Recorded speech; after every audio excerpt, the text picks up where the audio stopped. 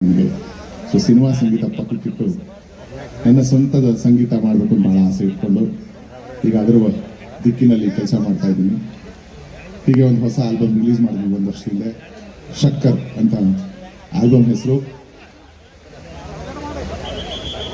ಆ ಆಲ್ಬಮಿನ ಮೊಟ್ಟ ಮೊದಲನೇ ಹಾಡು ಸಕ್ಕರೆ ಚಕೋರಿ ಅಂತ. ಒಂದು ಚಿಕ್ಕ ಹುಡುಗಿ ಮಾರ್ಕೆಟಲ್ಲಿ ಅಂಗಡಿಗಳಿಂದ ಸಕ್ಕರೆ ಕದೀತಿರ್ತಾಳೆ.